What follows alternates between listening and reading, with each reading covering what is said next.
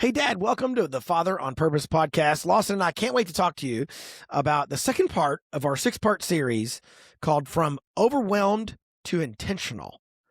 Both of those words might scare you. You may hear the word overwhelmed and go, that's right. That's why I'm curled up in the corner. You may hear the word intentional and think, what are we doing? Like running a triathlon? This is too much. And so we're going to try best we can over 6 weeks, address some big topics that dads have told us are on their mind and keep them feeling overwhelmed. And then we're going to try to carve out this path toward getting out of that mindset and getting into the mindset of being intentional. This second week of 6 will focus on communication, which a lot of dads tell us over and over they have various challenges with communication, and we want to address those today. Before we dive in, remember that this show is brought to you by our friends at Range Leather. RangeLeather.com is their web address, and they make amazing products. In fact, at the time of recording, this is early 2026, Lawson and I were just on the phone last week with Range CEO Kyle Koster, and his wife Bailey made like a guest appearance. She was off to the side of the Zoom call and poked her head in and said hi. It was super fun to talk to them. What a great couple. They're just super leaders, intentional mom and dad, intentional husband and wife, entrepreneurial, clever. They launched, as you probably know by now, Range Coffee, literally right next door to Range Leather. There's a place called Range Coffee. You can get apparel, you can get coffee, you can get cool like Apple Watch bands and bags, all kinds of things. Go to rangeleather.com. And when you do, use the code MJ15 and you'll get 15% off your order. And when you use that code, it sends a little hat tip to the owners at Range Leather that says you're listening and paying attention. So please do, because they love what we're doing. They are eager to continue to sponsor the show, and we want to send them as much business as we possibly can. Meanwhile, our Fatherhood Guard has now grown to more than 90 members. That is monthly supporters who chip in anywhere from $10 a month to $1,000 a month. And they give us the opportunity to bring this show to you free of charge. So we're really close to having 100 monthly supporters. Why don't you go be one of the next 10 who jumps in to the Fatherhood Guard? We send you this slick hat from guess who? Range Leather. Go to manhoodjourney.org/guard, GUARD, to learn more and dive in. Lawson, we're in this 6-part series from overwhelmed to intentional. Where would you like to begin, my friend? Reinforce the reason why this came from survey data. This is not you and me just brainstorming and coming up with something we think is important. It's what everybody says, and you and I are not alone either. If we had been surveyed, I'm pretty sure some of our same things that we struggle with or think about challenges wise would be in there. So these episodes are they're ordered. It's not an exact science, but they're ordered by like weight, prevalence, that sort of things. It's about helping dads feel like we're all on this journey together, and our job here is to throw out some feedback and ideas and kind of get guys thinking and maybe motivated to employ some practical things. So each episode, we want to not just gloss over some of the issues. Like, let's hit it on, what is the struggle? Let's be honest with each other. Ground this conversation in scripture. Kind of reframe maybe our thinking to some degree, because we just all get caught up in the day to day and in the world. And so this is just a moment while you listen to the episode to kind of take a pause, listen, maybe scratch a few things down or get an idea or two, and then, then go do something, go give it a shot, go give it a try. So that's kind of where I'm thinking, and I love that we've broken it down into 6 different parts, because it's just so much. I mean, everything about being a dad um, is important, but there are times when really taking some thought and some prayer and going deeper, and the way to do that is to break it down into some digestible kind of episodes. So But episode 2, man, that's a big one. Why won't they listen? Right. How many times have Mm. in any of our fatherhood times, it's like, gosh, is this thing on? Is this microphone on? Is anybody listening? And so, yeah, but is that the right? Here's the thing. I don't know that that's the right question. How do you mean? Why won't they listen? Yeah. I mean, yeah, there's probably some truth to that. Um, but that puts the onus of what the issue is at hand off ourselves. It's on them. Why won't they listen? And so I think maybe a different kind of question is are we engaging in the most effective way, I guess is what I'm thinking as a starter. Mm. Yeah, I think to one degree, we do some folks and some dads listening might think of communication as a one-way device where, it's a little bit like I've got a cup of water, you got a cup, I'm going to pour my water into your cup like it's a sending device. And that's It's probably a one of the what? reasons It's a what device? a sending device. Where in other words, Like my one job, direction only. Yeah, yeah, yeah. yeah, my job is to say something and your job is to hear it. And the problem with that is that's not communication, right? Communication by definition is a two-way street. And so a lot of dads, frankly, if this is all they listen to the first 9 minutes and they went, "Oh, wow. I never really thought about the fact that I should probably listen and I would be a better communicator." Sick. Turn this show off and you're good for the day. Like, you don't need to listen to the next 20 minutes. Stop being a fire hose and start being a bidirectional giver and taker of information. Mhm. There you Right. go. Like, so if you were looking for, if this is your first episode ever of the Father on Purpose show, and you were looking for something practical, you just got it. Quit thinking of communicating with your children as this one-way street that they receive, you send, period, end of story. That's why they won't listen to you. Like, in fact, the way you think about communicating is causing you not to communicate. The best Mhm. communicators in the world, and I don't just mean like an average dad. I mean like folks who make a living communicating, or folks who make a living being even authors, which you would argue is a one-way communication if ever there was one, because you write your book and someone picks it up and reads it, and you're not having a conversation. But what has made their content so interesting is that they've spent hours, years, decades listening Mm, to their audience. They mm, understand something deep about humans or a topic or a situation.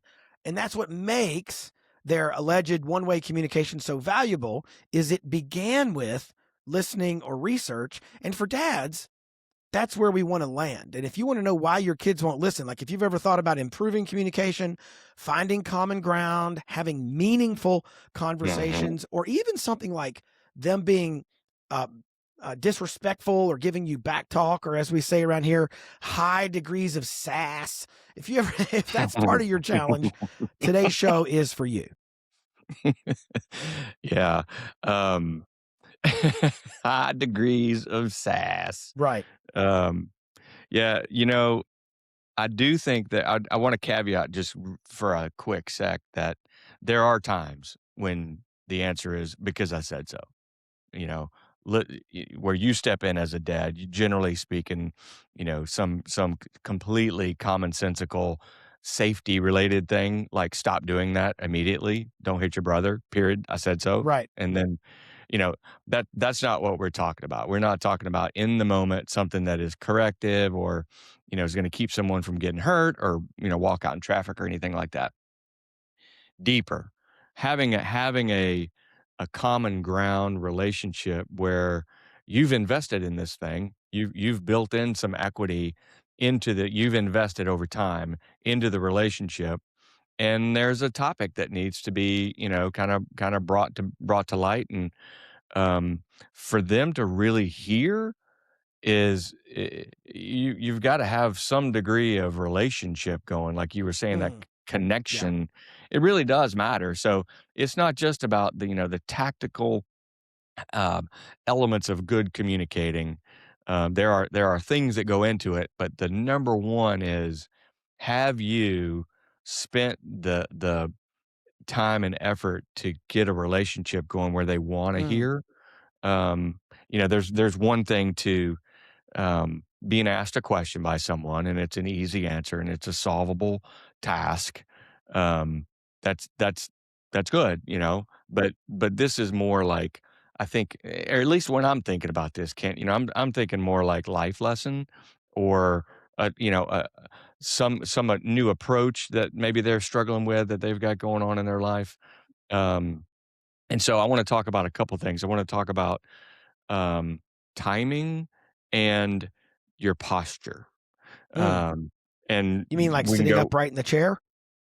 no, that's right. That's a good, funny dad joke, Kent. Really Mm. funny dad joke. Based on the way you said that, I don't think you mean that. I'm going with like, some cues, some Stu- some body language, tone of voice. It would suggest you really yeah. don't think that was a good joke. No, I don't. No, not a See, this bit. is me communicating, right? This is me listening and observing.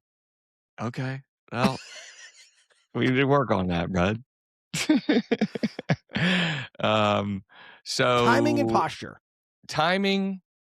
Like, I got to spend the weekend in New York City, with Abigail, like, literally Oh, just this past weekend. how fun. Man, it worked out great. I was in Washington, DC for some meetings, and then things were kinda winding down Thursday morning, and I was like, how far is it from here to, I looked on the map, it's not that far. I looked on, the Google Maps, saw an Amtrak train, looked up the Amtrak train, and was like, "Wait a second. So if I change my flight, would it cost anything?" It actually did not. It actually, refunded like $68 for me to change Wow. my flight. Um, and so I was like, "You know what? I'm doing it." So I contacted Abby and, "Hey, what are you doing?" She was like, "Oh my gosh, this would be a perfect time. Come on up." So I spent the weekend with her, and dude, we went into some really good conversations and kinda deep into the prayers and thoughts that she's having, for her life. She's been living in New York a little over a year and a half, and it's tough. It's she's figuring life out. She's in her mid-20s and trying things that she's never tried before in a place she's never, really spent time. And people have said it takes a couple of years to get your feet grounded there in that big city. And sure enough, and so I don't know, man. It reminded me where I kept telling myself, remember not to offer plans and options. Just listen. Really? Like, we were Awesome. walking, we were sitting in a coffee shop, and just keep asking questions and really be attentive, really pay attention, because I've never been, a mid-20s female in this today's culture in New York City, so Yeah. I don't really understand. So that's the posture I'm talking about. Like, I wanted to not Mm. assume that I have things figured out, and I don't. Um, my role in that environment that past weekend was really let her talk and just maybe ask some thought-provoking questions, not to drive her in a certain way, um, or offer up a solution by, there are times where you just ask question 1 leads to question 2 to 3 to 4, there's the answer. This was not that. This was just like lean back and kinda keep myself from trying to solve. Um, and that felt more right. Now you gotta know your kids and the situation, um, but usually or often, my problem would be to offer some, like, simplified, oversimplified probably answer. Like, "Well, just do blah, blah, blah." Boom. Alright, so, next Fix it. topic. What Fix let's it. move off this thing. Like, what n that one's done. We don't need to talk about that again. And that is not usually what, in fact, that can appear to be like, "Hey, hurry up. Let's I don't have time for this. It's not that big of a deal, and it diminishes maybe the way the person feels that you're engaging with. So, I was just reminded, I kept kind of feeling this tug on my heart, God saying, "Just chill, just listen. She's in the she's I these are the right moments for you guys to share, and let her explore this with me."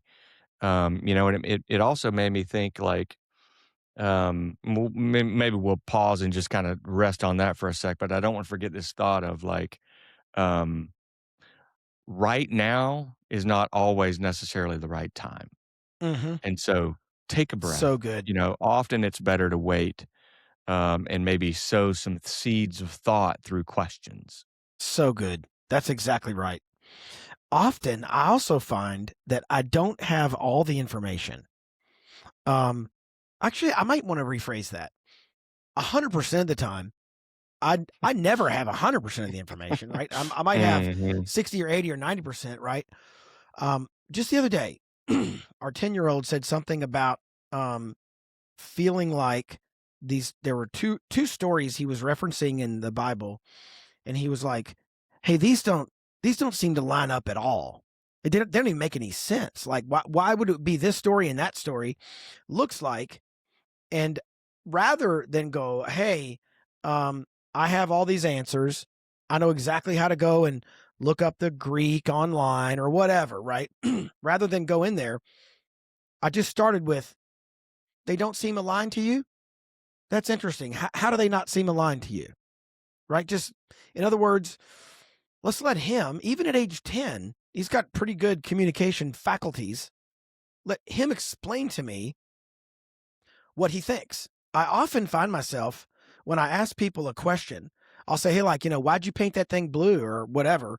And they'll go, "Well, the reason I didn't paint it orange." And I'm like, Stop. I'm just asking. I don't have all this bias." And one of the challenges, I think, with like Yeah.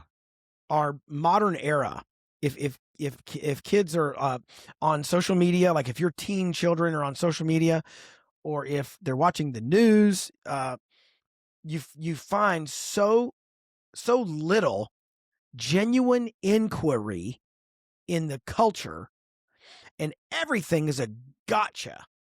Like, it's No, the say that questions. again. I don't know what Like, you're saying. what I mean is, um, if you just kind of roll around in social media and news for a while, what I think you would have to admit, and this may be challenged, you may want to debate, but what I think you'd have to admit is, more often than not, and I would argue a vast majority of the time, the people engaging in those platforms are engaging in a way that is combative, accusatory, judgmental, and like they're basically asking questions to get you and catch you. Mhm.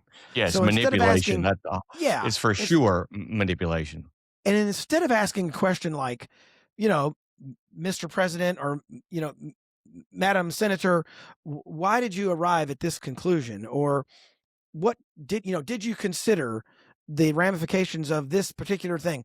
Rather than ask a question where you actually want the answer, what you're doing is you're asking for the purpose of getting a good soundbite so you can get your article above the fold, or you can get Right. your political party all spun up. And the challenge becomes, younger people, anybody under 30 now, anybody under 25, they're growing up in this environment where witnessing genuine inquiry, honest questions, is like, it's like a dying breed. It's like a Mm. artifact from the past, Mhm, where you go, mhm. "No, no, I genuinely mean, what do you think?" Like, I Right. honestly mean it. And you got to kind of Yeah. convince them that I'm not going to take your answer and then light it on fire and have it coming back at you 100 miles an Yeah. hour. I'm Right. genuinely trying to figure it out. Yeah, it's not a gotcha like you were saying. No, and I think, as we're all getting older in the era, like you and me, we have pre-digital memory. I remember driving around in a car with a booklet with, like, Mhm. E7, and you had to find the street on a grid, and you're flipping the Mhm. pages. I remember that. A 30-year-old is laughing right now listening to this show, and they're like, no way. Is Kent 109? Like, that is not the way it used to work. Yeah, man, in my lifetime. And so as we shift into an era where nobody's left with a digital, pre-digital memory, I wonder if one of the casualties of that digital transformation is, social media and online environments. They reward talking without listening. They reward questions that catch you and get eyeballs, even if the question isn't sincere. And so as that progresses and we have higher percentages of our consumable media in the digital world, our kids and our grandkids are going to be like, you mean like Socrates and Plato used to have public conversations where they would debate an issue, and they each were trying to sincerely learn? Like, that's a thing? And you go, well, yeah. And if you go back far enough, even in American politics, you can find some of that. Not so much anymore. And so I think, to your point, our posture, our timing, our intent, it accidentally comes through. So when you ask your teenage daughter, right, are you really going to wear that out of the house? And that's what you ask. And that's the way that you ask it. And you go, see, she won't even talk to me. Okay, man, listen, that's not an honest question. Like, that is better translated. That is, I think what you're wearing is tragic and inappropriate. Super. Let's see if you can go there. Okay. So rather than get down into all those weeds, as you said that, and you said reframe our receptors a bit, that all came to mind. And I just want to encourage a dad. You may take a couple extra steps to convince your young teen or preteen son or daughter that you really do want to listen, because they just don't have a lot of exposure to that. Yeah, I think you also said something that was important. You don't have the information. You don't have all the information. Like, hardly ever, never do you have all the information. And so what do you do with that? Well, let's be open to being comfortable that we don't fully understand their perspective. If you just start there, let's be open to being comfortable that we don't fully understand their perspective. Then you'll be more inclined to ask with the intent of learning than if your starting point is, I completely understand this perspective and situation, and I've got all the information I need, but go ahead. I've already got the answer, and I can't not wait to drop it on you because I already have this figured out. Like, just take a breath, bro. And Are you speaking hypothetically? Or are you actually talking to me right now? Right. No, not anymore. You're being good right now. I like it. I'm reading between the lines, Lawson. It's obvious. Continue. Everyone can figure out what you're doing. Just continue. Yeah. But I love what you put in the in sort of the bullet show notes. Explain the core tensions that kind of are the background context in this situation. But then will you tie it also to part of the practical app, which comes from Colossians 4, verse 6, says, let your speech be always with grace, which is not what you just did in that example of your teenage daughter. Are you really going to wear that?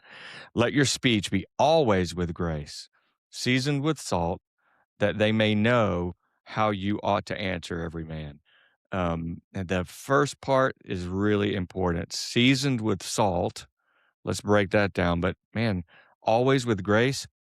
That's tough. That is tough for me because that's not always my starting point. Yeah.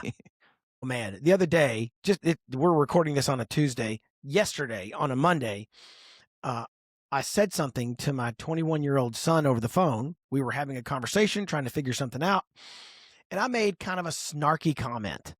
It's not worth detailing what it was, but look, man, I'll make another one right now. Whoa. Don't push me. Don't push me. No, go ahead. I'm just blown away. I would never expect that. And that's Lawson's example of a snarky comment when he goes, I can't imagine. I don't even know where that would have come from. And what's crazy is, so this happened at, I don't know, midday, noon or 1. And then I went for a swim at the Y. And the whole time I'm swimming, I'm thinking, man, as soon as I get out of this pool, I'm gonna call him because I owe him an apology. And there was something we didn't understand. And there was a misunderstanding. So there were two things at hand. One was I was kind of a jerk and I was a little, spicy in how I said something. And secondly, I don't even think I had all the information. Just so happened later that day, he had to come over for something. So we got to do it face to face, which was even better. And he goes, hey man, he comes down into my home office where I record this podcast. And he goes, is there a misunderstanding about this topic? And I was like, I'm so glad you brought that up. And so as we talked it out, we hugged it out, we're on the same page. I apologized. He made something clear. So just in that case, when we think of this verse in Colossians, let your speech be always seasoned with grace. Man, I love that language, right? Seasoned with grace. If you think of food, the other day I asked April, I said, hey, I really need something salty. I want a salty snack.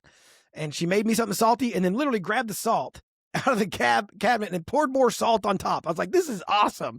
It's going to be so great and salty. But had she taken a cup, right, and just poured 4 tablespoons of salt in the cup and handed me the cup and said, there, that's salty.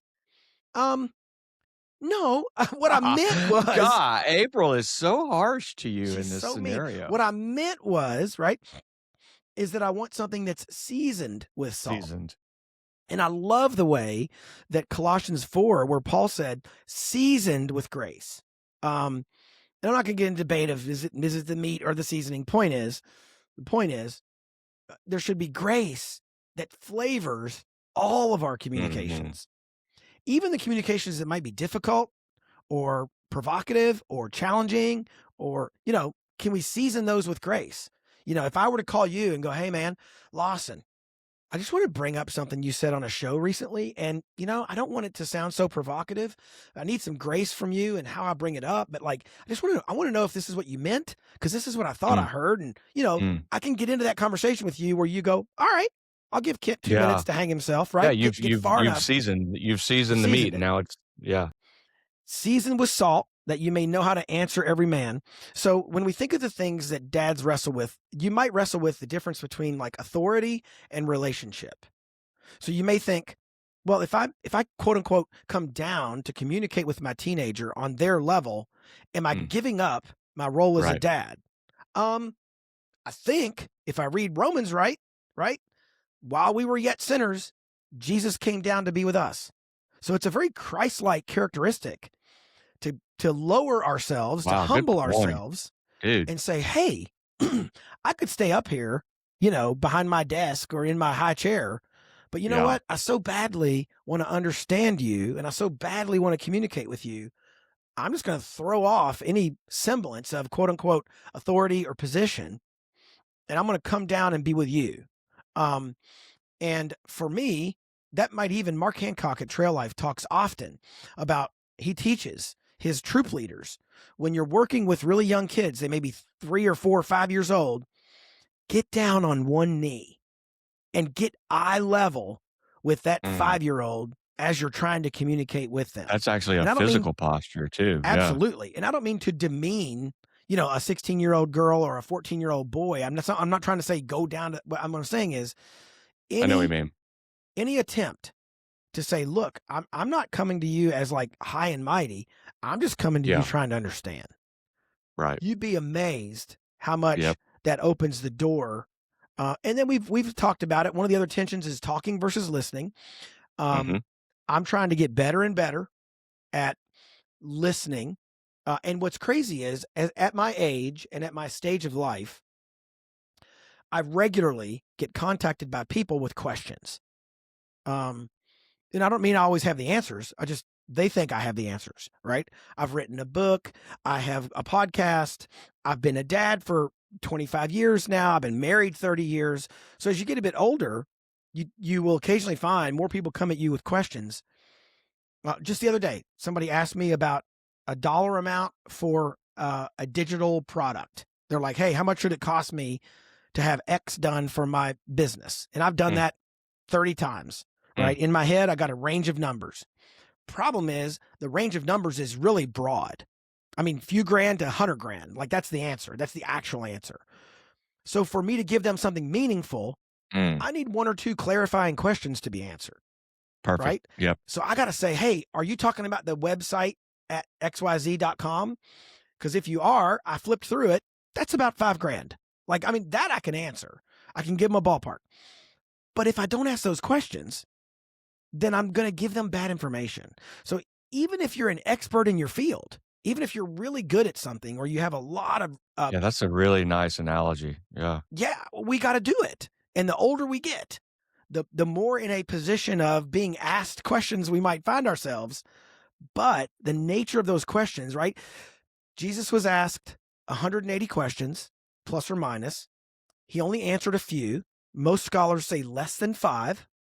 He directly answered. Right. Yet he himself asked over 300. The Right. author of humanity. Right. The author of humanity, right? Come on. And then lastly, it's control versus influence. Oh, man, Lawson. If there's one thing I'm trying to get good at, this is it. I'm trying to be influential. I am not trying to be controlling. Right. And there's 2 ways for me to look at that. One is that's just smart, right? Why do I want to be controlling? I'm finite, I'm limited, etc. But not just I want them to control, right? Take 3 people, me, someone else. There's a third person in the room, the Holy Spirit. Here's what I want. For example, each of my older kids, my adult children, I want them to be under the Holy Spirit's influence all the time. And as I inject my will, my biases, my trauma, my past, my beliefs, I can crowd that out. So I was talking with one of my boys recently who has a couple things going that will kind of like put him in a position where I can only be so helpful. It's a little bit like if you wanted to become a neuroscientist, I'd be like, best of luck. Go find you some neuroscientists. I don't know nothing about neuroscience. And what I told my son was, you might want to consider, and this is an idea I borrowed from somebody who I wish I could give credit to. Maybe one of our listeners will email us and let us know who. It's the idea of having a constellation of advisors. Some are bigger, some are smaller, some are closer, some are farther away, but it's a network of advisors and they bring in different perspectives. A friend of mine told me one time, he said, hey, when you build your nonprofit, a good board of directors is a balanced board of directors. And I said, what do you mean? And he goes, you need some lightning rods, right? Some hard-headed, mouthy, opinionated people. You need some lovers of people, some pastoral thinkers. You need some slow talkers who are really pensive. You need some fast talkers who are really aggressive. When you have all those voices at the table, it tends to work out really good for your nonprofit. I don't want to be in control, yet I do want to be influential. But the more and more I want to be influential, the more I just want to influence people to listen to God. Not me, right? I'll present my kids all the time. And listen, Dad, if you've listened this far and you thought, man, I've only picked up 1 or 2 practical things, let me help you with one very, very practical thing. You're going to itch as your kids hit their teen years, especially their late teen years, to tell them what to do. Yeah. You're going to just itch to tell them what to do. And it might be obvious to you. And you might even be right. It's not even that you're wrong. However, I'm older than you, I've got experience, you don't know enough, all those cards, they don't play well, man. They don't play well. But here's a card you can play that plays really, really well. Well, here, if I were talking to one of my teenage kids, which I do all the time, right? I'll say, hey, you know what? Let me share with you a couple ways this could go. And then I'm just going to hand it over to you. You decide. Now, I'm not allowing my child to decide whether they are, 14 and go drive a car illegally, or whether they're 17 and they drink underage. That's not what but given an A-B choice that I might have a really strong opinion about. However, it's time for them to learn how to make choices. I will say something like, here's your choices. At least 2 I can see. Door number 1, door number 2. My job as your dad is to tell you what I think might be behind those 2 doors, just so you can decide on some level. I don't have the clairvoyance. I can't see the you're future. teaching them decision making and thoughtful process. But here's what I think is kind of like worth the consideration. And then I'll say, and I don't stack the deck. Well, behind one door is, fire and brimstone and stupidity and sin and evil. And behind this other door is bliss and joy. Okay, come on. I will say, hey. But you choose. But what's your choice, idiot? Come on. But I'll say, hey, here's what you might find yourself to be holding after you make this decision. A good example. A friend of mine is going through a career transition. He has a relatively public job where it matters who finds out that he might be transitioning and when they find out. Okay? So stay with me. But he has a range of children. Some are really young, like under 10. Some are over 20. And this decision will affect them. And so he and I were talking, and I said, hey, man, you know this, but you want to keep your older kids in the loop. And behind that door, might they spill the beans at an inopportune time? Yes, they might. However, you'd rather be holding that bag, managing the problem of early disclosure, than managing the problem of, Dad, why didn't you tell me we got to move? Right. So given two problems in the future, either of which could happen, that's really cool. Let's stack the deck where we would say, look, I'll take the risk of having my kids blow my cover or share something too early. I do not want to risk them feeling alienated or left out. Wow. That's not worth the risk. What a great, that's a good story. And he was kind of already dude. there. Like, I don't think I was telling him anything. I know. He didn't know. Yeah. But my job as a dad, for especially as my kids get older, is just to have them understand those dynamics and then say, but you know what? Not my call, your call. Yeah. I do have an opinion, and here it is. You know what else that is? That's leadership leverage. That's a great word. These kind of methods that we've been kicking around, it's not weakness. Listening is not weakness.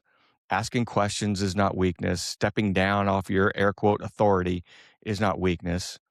It's leverage. It's leading and helping instruct. As dads, we're called to instruct our kids, and they learn through doing, and they learn through seeing what you do as a dad. So, and I think sometimes, back to your point about the Holy Spirit, and then I think we can wrap this up.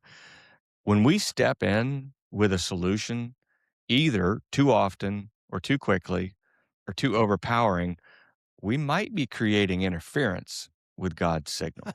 Like it is sometimes in this world, man, especially I think as kids, we just kind of don't understand all that's coming at them as much as, because it was just a simpler time when I grew up. But the signal to like thinking of a radio, getting God's, signal tuned in, that's hard enough. And with an overpowering dad that doesn't listen, you're making it just that much harder for that signal to get through. And so, look, I understand sometimes it feels like if we don't act, if we don't respond, or we don't offer us, to solve it, you're not doing your job as a dad. And I caveat again, there are some times where, you step in, you're the dad, you make the decision, boom, it's over. But when it comes to instructing our kids on how to pray, how to think, how to ask for guidance, what we can do is reflect the Father. And he gave us Jesus in the form of a man walking this earth who did what? He asked so many questions. And if you're thinking, Dad, who could I maybe tap into in my circle, of people that I know, who can maybe help me learn to be a better listener? Well, think about this. Ask yourself, who do you like to talk to most? That's probably the reason that person's name popped into your head probably is because they're a good listener. If you feel yourself answering quickly that, I want to talk to Bo, I want to talk to whomever, it's probably because that guy's a good listener, and so put that name down in your iron circle.